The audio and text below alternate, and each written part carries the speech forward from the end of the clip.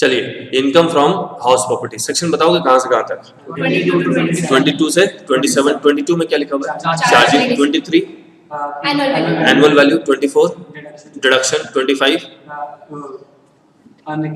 अगर आपने बाहर से लोन लिया है और इंटरेस्ट बाहर में पेमेंट कर रहे हो without deducting tax at source तो उस इंटरेस्ट का डिडक्शन नहीं मिलेगा। 24 के कितने पार्ट है?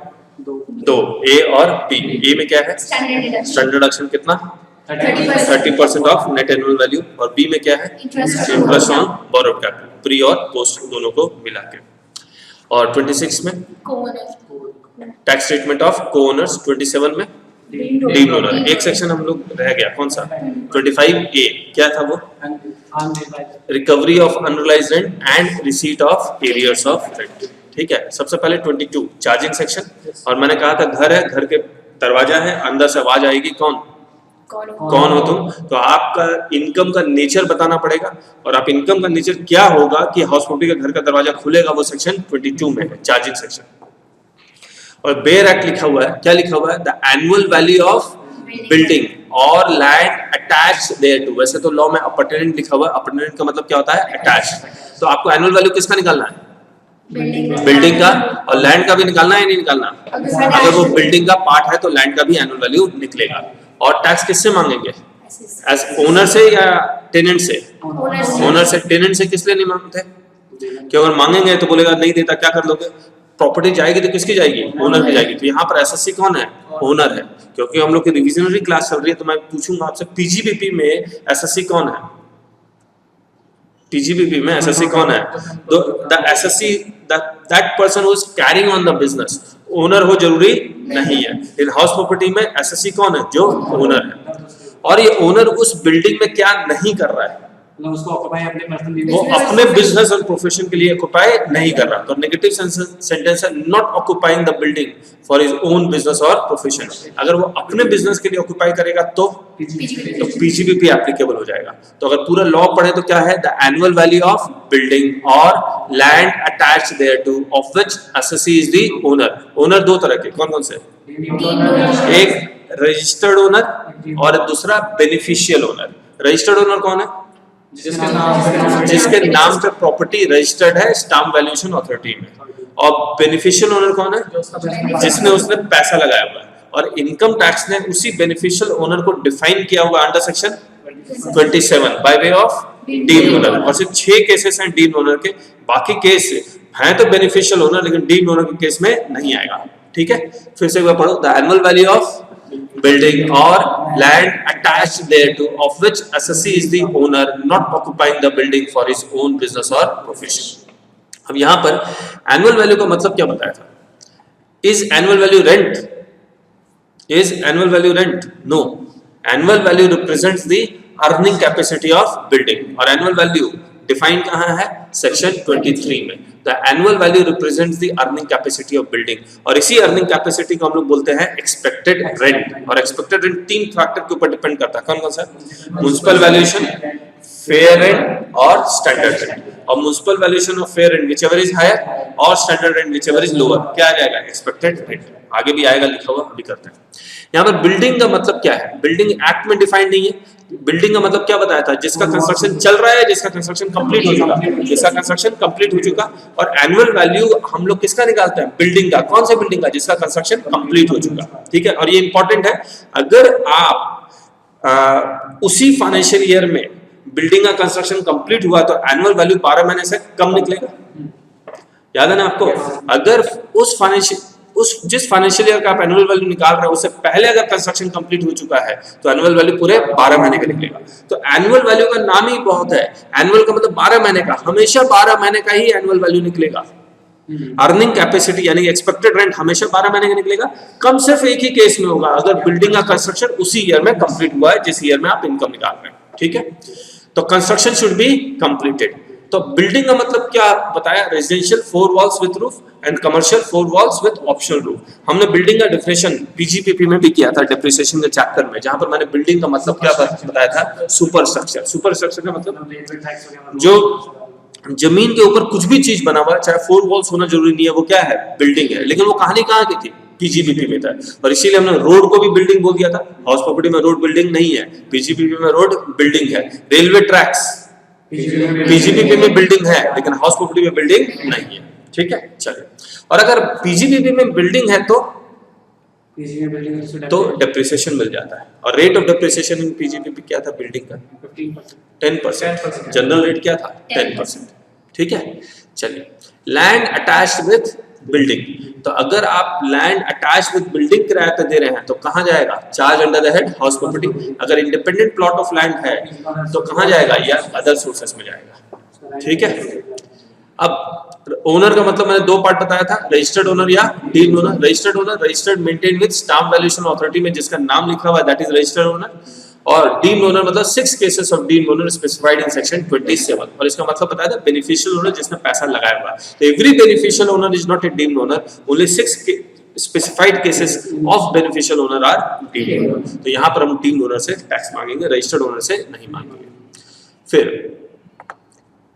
Owner not occupying the building for his own business और प्रोफेशन, यहां पर हमने बताया था कि even if the building is let out then also it might be treated as occupying the building for his own business or profession। हमने एक रिलायंस का केस बताया था आपको, जहां पर रिलायंस अपने घर को, अकोमोडेशन को अपने एम्प्लॉई को किराए पे दे रहा है। तो उसने केस क्या लड़ा था कि सर मैंने जब एम्प्लॉई को किराए पे दिया है तो it is to run the business efficiently, objective is not to earn the rent. तो कोर्ट ने क्या कहा? Let out to employees charge under the head business, और अगर let out to others even if the building is held as stock in trade. तो हमने बताया था डीएलएफ अगर अपने बिल्डिंग को जो स्टॉक इन ट्रेड के रूप में उसको किराए पे देता है एम्प्लॉय को नहीं किसी और को, तो वो हाउस प्रॉपर्टी में ही जाएगा। तो charge under the head house property. ठीक है, फिर हमने सेक्शन 27 डीम्ड ओनर किया था, जहां पर पहला केस स्पाउस का था। तो an individual who transfer house property to spouse without consideration, then individual who transfers the property is treated as deemed owner। exception क्या था? property is transferred with an agreement to live apart, then registered owner is treated as owner। तो देखिए हमने यहाँ पर एक case लिया, transferor husband है, ट्रांसफरी वाइफ है, और ये ट्रांसफर विदाउट कंसिडरेशन यानी कि गिफ्ट है। तो रजिस्टर्ड ओनर कौन है? वाइफ है, रजिस्टर्ड ओनर वाइफ है, पैसा किसने लगाया है? हस्बैंड ने। तो डीम्ड ओनर किसको मानेंगे? हस्बैंड को। और अगर वाइफ अगर अपने हस्बैंड को ट्रांसफर कर रही है, गिफ्ट कर रही है प्रॉपर्टी, तो वाइफ को डीम्ड ओनर मानेंगे। ठीक है, और अगर एग्रीमेंट टू लिव अपार्ट में हस्बैंड वाइफ को प्रॉपर्टी ट्रांसफर कर रहा है तो वाइफ जो रजिस्टर्ड ओनर है उसी को ओनर मान के इससे टैक्स लेंगे। ठीक है, अगर हाउस प्रॉपर्टी के अलावा शेयर्स ट्रांसफर करता है, कैश ट्रांसफर करता है, फिक्स डिपॉजिट ट्रांसफर करता है, तब क्या होगा? अगर हस्बैंड अपनी वाइफ को फ्री में कैश ट्रांसफर कर रहा है, शेयर्स ट्रांसफर कर रहा है फॉरेन कंपनी के, फिक्स डिपॉजिट ट्रांसफर कर रहा है, डिबेंचर्स बॉन्ड्स ट्रांसफर कर रहा है, तो कौन सा केस बनेगा? Clubbing of income. कौन सा केस बनेगा? Clubbing of income. सेक्शन 64 में हमने पढ़ा था other than house property. Other than house property इसलिए लिखा था क्योंकि सेक्शन 27 में कवर हो जा रहा है। ठीक है, सेकंड। अब यहां पर किसका केस है? माइनर चाइल्ड का। और माइनर चाइल्ड यानी कि फादर, माइनर चाइल्ड डॉटर या सन दोनों हो सकता है। तो यहां पर देखिए ट्रांसफरर फादर है, ट्रांसफरी माइनर चाइल्ड है, चाहे सन हो या डॉटर हो, मैरिड हो या अनमैरिड हो। याद है ना आपको? तो किसको मानेंगे डीम्ड ओनर? जो ट्रांसफरर है तो फादर को मानेंगे, अगर मदर ट्रांसफर कर रही है तो मदर को मानेंगे। यही अगर हम लोग सेक्शन 64 सब सेक्शन 1A में चला जाते थे क्लबिंग ऑफ इनकम में, और वहां पर लिखते थे कि any income arising to a minor child, तो क्लबिंग किसके हैंड में होती थी? जिसकी इनकम ज्यादा हो, फादर या मदर। तो फादर ट्रांसफर कर रहा है एसेट, फिर भी मदर का हैंड में क्लब हो जाएगा क्योंकि जिसकी इनकम ज्यादा है। तो जो ट्रांसफर कर रहा है उसके हैंड में क्लबिंग नहीं होती थी सेक्शन 64 सब सेक्शन 1A में। किसके हैंड में क्लब होती थी? जिसकी इनकम ज्यादा होती है उसी के हैंड में क्लब होती है। लेकिन सेक्शन 27 में क्या हो रहा है? ट्रांसफरर के हैंड में डीम्ड ओनर माना जा रहा है। जो ट्रांसफरर है उसको डीम्ड ओनर मानते हैं। एक्सेप्शन क्या है?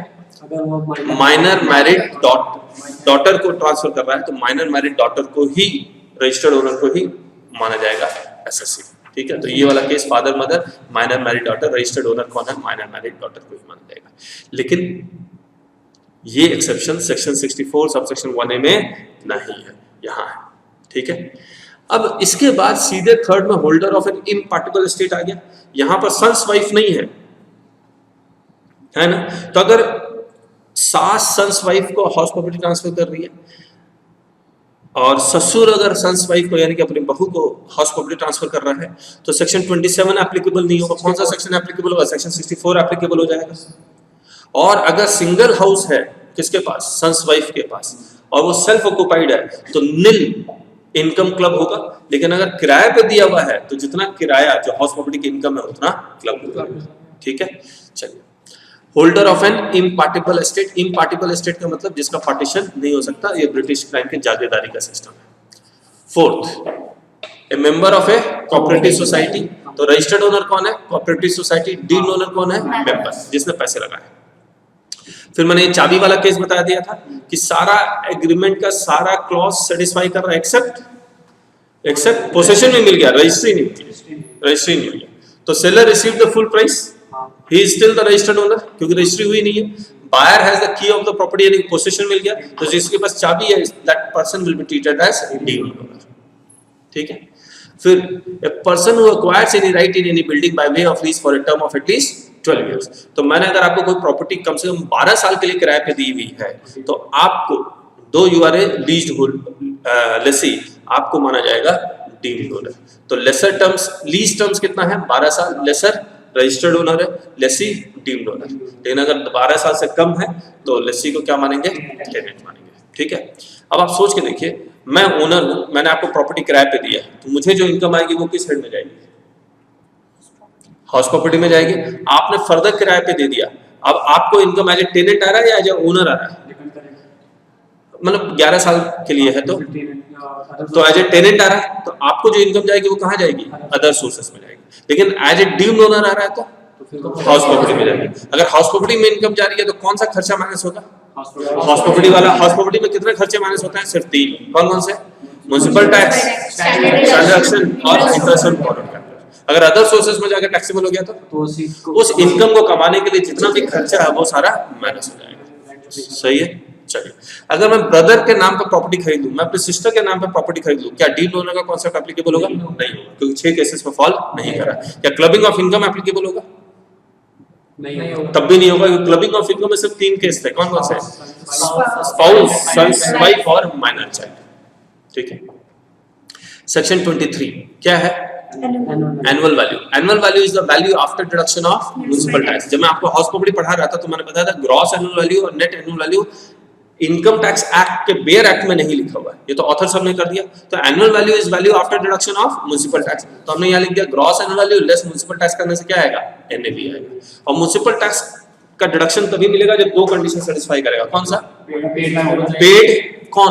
ओनर पेड करेगा और ओनर। अगर आप पे ही नहीं करते हैं तो इसका डिडक्शन नहीं मिलता। एक्रूअल सिस्टम पे इसका डिडक्शन नहीं मिलता। तो municipal tax it's deduction is allowed in the financial year in which payment is made by the owner. Paid basis plus owner. Tenant pays deduction not allowed. ठीक है। Next 23 के कितने subsection है? 1, 2 and 3 and 4। 1 में क्या है? Late out property. मैंने आपको लेट आउट प्रॉपर्टी के बारे में एक बात बताई थी। पूरे साल भर में 365 दिन में अगर एक दिन में प्रॉपर्टी लेट आउट है तो वो लेट आउट ही मानेंगे। 364 दिन एसओपी फॉर रेजिडेंस फिर भी लेट आउट। 364 दिन वीकेंड तब भी लेट आउट, क्योंकि एक दिन भी अगर प्रॉपर्टी लेटेड है तो हम इसको कौन सी प्रॉपर्टी मानते हैं? लेट आउट प्रॉपर्टी मानते हैं। 23 सबसेक्शन 1 के 3 क्लॉजेस है। ए जिसमें expected rent, B actual rent, C loss on account of vacancy. A में क्या लिखा हुआ है? Expected rent. Expected rent represents the earning capacity of building. ये प्रॉपर्टी जितने रुपए अगर किराए पे लगता तो जितना किराया मिलता वो होता है एक्सपेक्टेड रेंट। और एक्सपेक्टेड रेंट 3 फैक्टर के ऊपर डिपेंड करता है, municipal valuation, fair rent, whichever is higher. Municipal valuation कौन फिक्स करता है? Municipal authority. क्या हर एक सिटी में म्युनिसिपल अथॉरिटी है? हर सिटी और गांव में म्युनिसिपल अथॉरिटी है? नहीं है। तो जहां नहीं है वहां म्युनिसिपल वैल्यूएशन एप्लीकेबल नहीं होगा। फेयर रेंट क्या होता है? Rent of a similar property in A same locality. और whichever is higher, तो which is the good criteria, municipal valuation और fair rent? Fair rent is the good criteria। मैंने आपको बताया था fair rent को क्वेश्चन में होना कंपलसरी है। अगर fair rent क्वेश्चन में नहीं दिया हुआ है तो आप क्या करेंगे? जो प्रॉपर्टी किराए पे है जिसका आप इनकम निकाल रहे हैं उसी को आप fair rent मान लो। और जब भी निकलेगा एक्सपेक्टेड रेंट पूरे 12 महीने का निकलेगा। 12 महीने से कम का कब निकलेगा? जब उसी ईयर में कंस्ट्रक्शन या परचेज आपने किया, कंस्ट्रक्शन कंप्लीट हुआ या परचेज किया। तो municipal valuation of fair and whichever is higher. और स्टैंडर्ड रेंट क्या होता है? मतलब जो पहले से तय है। रेंट कौन फिक्स करता है? स्टैंडर्ड रेंट कौन फिक्स करता है? स्टेट गवर्नमेंट फिक्स करती है। कौन से प्रॉपर्टी की फिक्स करती है? जो पुरानी प्रॉपर्टी है उसी की फिक्स है, नई प्रॉपर्टी की फिक्स नहीं होती। तो standard rent is a good criteria, bad criteria? Bad criteria. Only good criteria is fair rent. अगर स्टैंडर्ड रेंट या तो एप्लीकेबल होगा या नहीं होगा एप्लीकेबल, तो which municipal valuation of fair rent whichever is higher और standard rent whichever is lower will be expected rent. फिर एक्चुअल रेंट। एक्चुअल रेंट का मतलब क्या बताया था? रेंट रिसीव्ड और रिसीवेबल। तो अगर आपने प्रॉपर्टी 12 महीने के लिए किराए पे दी हुई है, एक महीने का आपको किराया नहीं मिला है, तो 11 महीने का रिसीव्ड और एक महीने का रिसीवेबल है, उसको भी टैक्स लगाने से क्या प्रॉब्लम हो रही है कि डबल टैक्सेशन हो जाएगा कि एक तो किराया मिला नहीं, उसके ऊपर टैक्स लगा रहा है। तो उसके लिए क्या दिया गया? अनरियलाइज्ड रेंट का डिडक्शन दिया गया। तो minus unrealised rent of current financial year. ठीक है, तो रेंट रिसीव्ड और receivable let out period plus vacant period. मैंने आपको वैकेंसी क्यों ऐड करना बताया था? बाद में हम लोग माइनस करेंगे loss on account of vacancy. Vacancy कब मानेंगे? जब उर्मिला रह रही है, यानी कि जिस प्रॉपर्टी में उर्मिला या मंजूलिका रहती है वो प्रॉपर्टी किराए पे लगना मुश्किल है, इसीलिए वेकेंट है। तो ओनर पूरी कोशिश करता है वो प्रॉपर्टी किराए पे लग जाए, उसकी पूरी कोशिश के बावजूद, जेन्युइन एफर्ट्स के बावजूद वो प्रॉपर्टी किराए पे नहीं लगती है, तो उसको हम लोग कहते हैं loss on account of vacancy. तो हमने केस बताया था आपको, फ्लड आ गया, अर्थक्वेक आ गया, तो या डिस्टर्बेंस उस एरिया में बिकॉज ऑफ टेररिज्म, तो वैसी प्रॉपर्टी किराए पे नहीं लग सकती है। तो वैसी प्रॉपर्टी को क्या कहेंगे? Vacancy, loss on account of vacancy. तो loss on account of vacancy actual rent का पार्ट नहीं होना चाहिए, लेकिन हम लोग इसको ऐड करेंगे, बाद में माइनस कर देंगे, सिंपली इसलिए ताकि हम लोग हर एक क्वेश्चन यूनिफॉर्म वे में एक ही फॉर्मूला हर एक क्वेश्चन में लगा दें, तो आंसर सेम आएगा। और loss on account of vacancy, properties lying vacant in spite of the best effort of the owner to let out the property.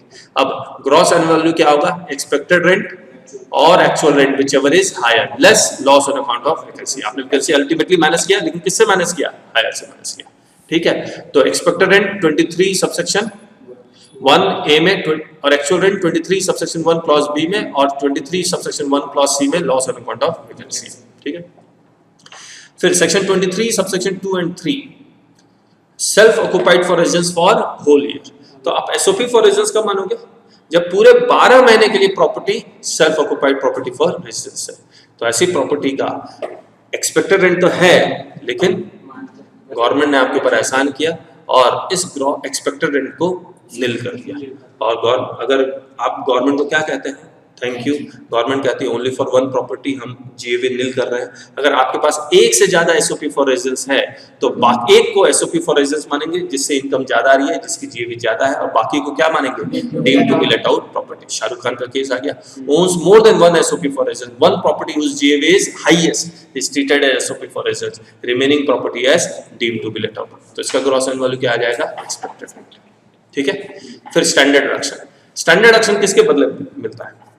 जो बाकी के जो खर्चा, रेल जी हमने बताया था, R for repairs, A for annual charge, I for insurance, L for land revenue, G for ground rent. इसका reduction पहले एक्चुअल बेसिस पे मिलता था, अब ये सारा कुछ डिलीट कर दिया गया। बोला यूनिफॉर्म बेसिस पे आप स्टैंडर्ड डिडक्शन क्लेम कीजिए, कितना? 30% ऑफ नेट एनुअल वैल्यू।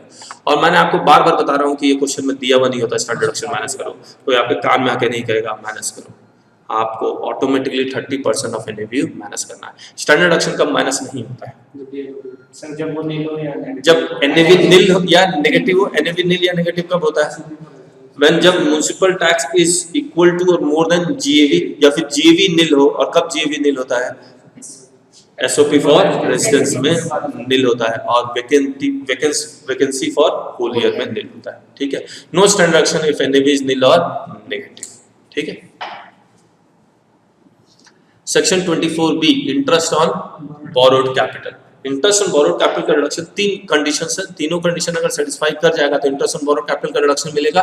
पहला, the loan should be borrowed for PCR to the power 5, purchase, construction, reconstruction, repairs, renovation, renewal and repayment of existing housing loan.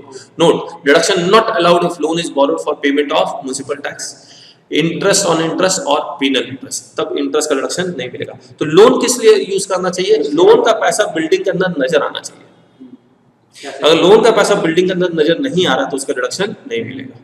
ठीक है, और वो building किस हेड में जाकर टैक्सेबल होनी चाहिए? बिल्डिंग की इनकम हाउस प्रॉपर्टी में। अगर building is occupied for business, तो वो जो interest on loan borrowed for the building and building is used for the purpose of business, तो किस घर का खर्चा है वो? पीजेबीपी का सेक्शन 36 सबसेक्शन 1 क्लॉज 3 आई। ठीक है, और याद रखना अगर बिल्डिंग का कंस्ट्रक्शन चल रहा है, अगर बिल्डिंग का कंस्ट्रक्शन चल रहा है और कंस्ट्रक्शन कंप्लीट होने से पहले इंटरेस्ट 1, कंस्ट्रक्शन कंप्लीट होने के बाद इंटरेस्ट 2, इंटरेस्ट 1 का क्या करोगे?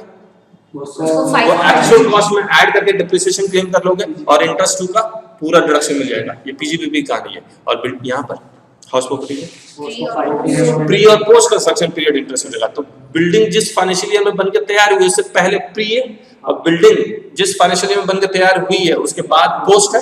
प्री का डिडक्शन 5 इक्वल इंस्टॉलमेंट में, और पोस्ट का डिडक्शन जिस ईयर का इंटरेस्ट अक्रू हुआ है पेड बेसिस पे तो मिलता नहीं है, जिस ईयर का इंटरेस्ट उस ईयर में डिडक्शन मिल जाएगा। करेक्ट है। और ये जो 5 साल, अब देखो कंपैरिजन करो, हाउस प्रॉपर्टी में प्री कंस्ट्रक्शन पीरियड 5 साल में और पीजीबीपी में क्योंकि एक्चुअल कॉस्ट का पार्ट मान लिया जाता है तो डिप्रिसिएशन और बिल्डिंग का डिप्रिसिएशन रेट ऑफ 10% है WDV, तो ऑलमोस्ट 10 इयर्स या उससे ज्यादा में। समझ में आ रहा है कहानी कैसे आ रही है? चलिए Second, the interest is allowed as deduction on accrual basis, even if interest is not paid, deduction is allowed. यही मैं अगर पीजीबीपी के साथ कंपेयर कर दूंगा तो क्या होगा? यही इंटरेस्ट को अगर मैं पीजीबीपी के साथ कंपेयर करूंगा तो पीजीबीपी में सेक्शन 43B है, और 43B में क्या लिखा हुआ? अगर आपने लोन लिया हुआ बैंक्स, फाइनेंशियल इंस्टीट्यूशंस या कोऑपरेटिव बैंक से, तो अगर आप उसको इंटरेस्ट पेमेंट कर रहे हैं तो वो इंटरेस्ट का पेमेंट कब पेमेंट होना चाहिए? ऑन और before the due date of filing of return. तभी जिस ईयर का इंटरेस्ट अक्रू हुआ है जिस ईयर में, उसी ईयर में उसका डिडक्शन मिलेगा। अगर उसके बाद पेमेंट हुआ है तो जिस ईयर में पेमेंट हुआ है उस ईयर में डिडक्शन मिलेगा। आया मुबारक। Interest is allowed as deduction from that previous year in which construction of building is completed or building is purchased. Same case PGBP में भी है। Pre construction period interest कितना इक्वल इंस्टॉलमेंट में? 5 में। तो total interest before the financial year in which building comes into existence divide by 5 equal to allowed from the financial year in which building comes into existence. Post construction period interest allowed from financial year in which building comes into existence. This interest keeps on decreasing with the repayment of loan. तो question में कभी-कभी दिया रहता है loan आपने 10 लाख रुपया लिया है, फिर एक डेट डाल दी रीपेमेंट का, फिर एक डेट डाल दी रीपेमेंट का। तो आपको तरीका मैंने आपको बताया था, हर फाइनेंशियल ईयर का इंटरेस्ट कैलकुलेट कर लो, उसके बाद प्री और पोस्ट के बारे में सोचना। ठीक है। अब let out, deem to be let out property और वेकेंट। अगर एसओपी फॉर रेजिडेंस है तो इंटरेस्ट को हम लोग लिमिट करते हैं 2 लाख तक, लेकिन अगर एसओपी फॉर रेजिडेंस नहीं है तो इंटरेस्ट लिमिट नहीं होगी। जितना इंटरेस्ट है पूरा का पूरा माइनस होगा। Any amount of interest is allowed as deduction.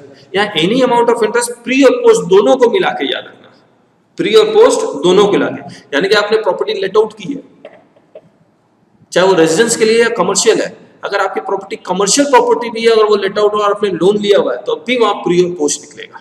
ठीक है। तो any amount of interest pre plus post whether residential property और commercial property is allowed as deduction without any limit. लेकिन अगर self occupied property for residence है तो interest both pre and post को limit करेंगे कहां तक? 2 लाख तक। अगर 3 कंडीशन सेटिस्फाई हो। 3 कंडीशन क्या है? लोन नया हो, या लोन नया का मतलब वाजपेयी जी आए थे, loan is borrowed on or after 1st April 1999. The loan is borrowed for purchase or construction of residential house property. तो repairs के लिए नहीं आएगा ये। repairs के लिए अगर लोन लोगे तो 30,000 तक लिमिट है। The building comes into existence within 3, यहाँ 5 years कर लेना। The building comes into existence within 5 years from the financial year in which loan is borrowed. Financial year, जिस financial year में लोन लिया है उस financial year को छोड़ के 5 साल के अंदर बिल्डिंग बन के तैयार हो जाना चाहिए। ठीक है। अब अदरवाइज 30,000 कब है? लोन 1 अप्रैल 99 से पहले है, लोन रिपेयर से रिन्यूअल के लिए लिया गया, रिनोवेशन के लिए लिया गया, और building comes into existence after 5 years. ठीक है।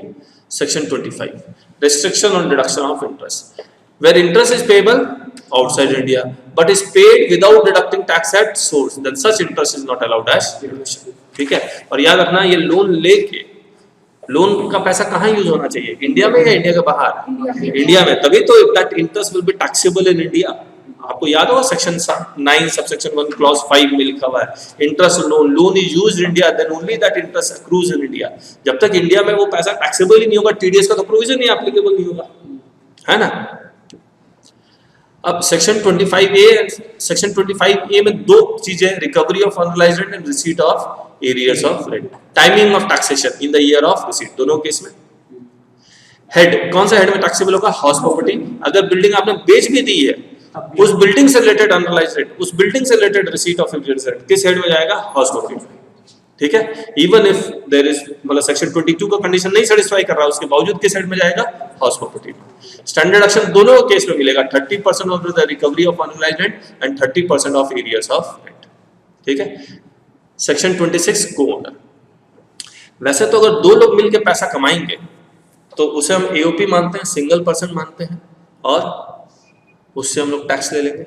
लेकिन अगर दो लोगों ने मिलकर हाउस प्रॉपर्टी खरीदा है तो हम दो ओनर मानेंगे। इसीलिए जो पहला लाइन लिखा हुआ को owner not assessed as AOP.